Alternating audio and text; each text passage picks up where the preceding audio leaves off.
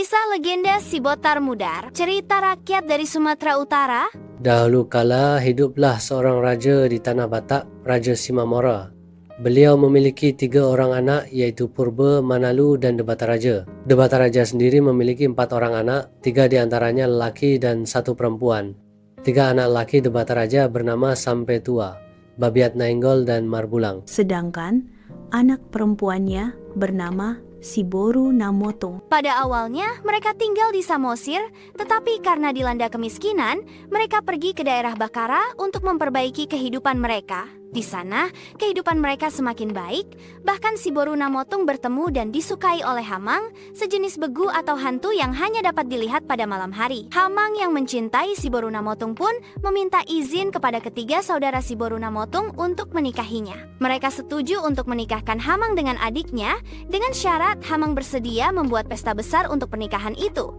Alhasil, dibuatlah pesta yang sangat besar dan meriah. Tetapi ada suatu kejanggalan di sana, karena sebagian orang tidak terlihat pada pesta itu. Hamang dan Siboru menikah dan hidup berdua dengan bahagia. Sampai suatu ketika, ada seorang Raja Barus Pasaribu hendak mencari seorang menantu untuk anaknya.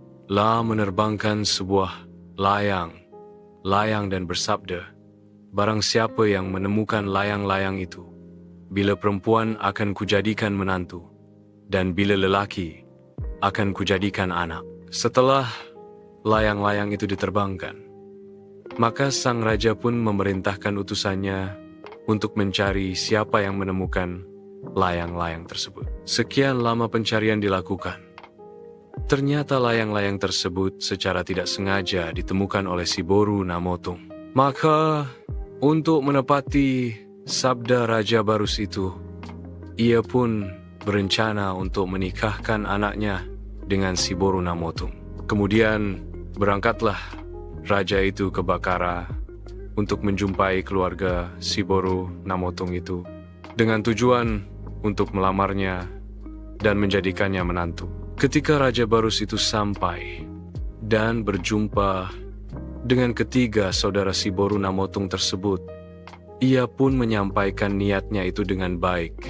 Namun, tidak seperti yang diharapkannya, Siboru Namotong itu sudah menikah. Pada saat pembicaraan itu berlangsung, Marbulang tidak setuju dan merasa keberatan kalau saudarinya itu dinikahkan lagi. Sedangkan Sampetua merasa tidak ada guanya bersaudara dengan makhluk yang bukan manusia setuhnya. Dia menginginkan saudara ipar yang dapat dilihat wujudnya dengan jelas. Di sisi lain, Babiat Nainggoal masih belum bisa memberikan keputusan apa-apa. Tapi, Raja Barus bersikeras untuk melamar dan menikahkan Siboru Namotong. Alhasil, ketiga saudara itu memperbolehkan Siboru untuk dibawa dan dinikahkan dengan anak Raja Barus. Hamang yang mendengar kabar tersebut marah dan pergi mengejar Raja Barus itu untuk mengambil kembali istrinya. Mereka pun bertemu pada saat hendak menyeberangi sungai, dan di sungai itulah mereka bertarung dan memperebutkan Siboru Namotong. Mereka saling unjuk kesaktian, kemampuan, dan ilmu mereka. Mereka sangat kuat dan ganas. Hamang yang sudah termakan oleh api kemarahan mengeluarkan kemampuannya dan berkata, "Kalau bisa kau angkat istriku itu dari air ini, silahkan bawa istriku bersamamu. Tetapi, kalau tidak bisa, silahkan tinggalkan tempat ini." Raja Barus mencoba untuk menariknya, namun ternyata Siboru Namotong itu tidak bisa digerakkan sama sekali, terkunci oleh kekuatan gaib milik Hamang. Tanpa pikir panjang, Raja Barus mengeluarkan pedang saktinya dan memenggal kepala Siboru Namotong hingga putus. Konon katanya, darah yang keluar dari leher Siboru Namotong itu berwarna putih. Itu sebabnya ia diberi gelar Si Botar Mudar, yang artinya putri berdarah putih. Kemudian, Raja Barus itu membawa kepala tersebut kembali ke kampungnya. Melihat kejadian itu, Hamang merasa kecewa dan sedih setelah melihat istrinya telah meninggal di tangan Raja Barus. La pun pergi dan meninggalkan sisa potongan tubuh istrinya hanyut di sungai itu. Hamang yang penuh amarah menjumpai ketiga saudara istrinya itu dan mengutuknya bahwa ketiga saudara itu akan susah punya keturunan sesuai dengan tingkatan kesalahan yang mereka perbuat kepada Hamang.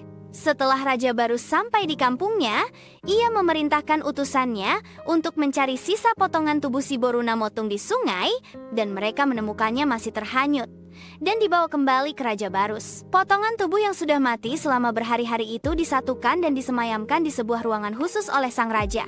Konon katanya, tubuh itu kembali bersatu dan hidup. Oleh karena itu, ada sebagian marga Pasaribu yang berasal dari keturunan Barus memanggil tulang atau paman kepada marga Simamora de Bataraja. Kisah ini menunjukkan bahwa keputusan yang diambil tanpa kebijaksanaan dan rasa keadilan seperti membiarkan si Boru Namotung dinikahkan kembali meskipun telah bersuami dapat membawa penderitaan besar bagi banyak pihak. Konflik antara dunia manusia dan dunia gaib juga menegaskan bahwa setiap makhluk memiliki batas dan kekuatan yang harus dihormati.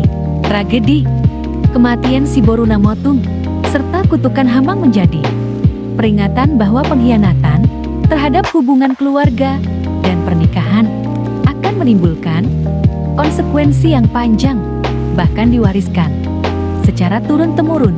Selain itu, legenda ini juga berfungsi sebagai cerita asal-usul hubungan kekerabatan antara marga Simamora de Bataraja dan sebagian marga Pasaribu, sehingga memperkuat nilai adat, kepercayaan, dan sejarah dalam masyarakat Batak.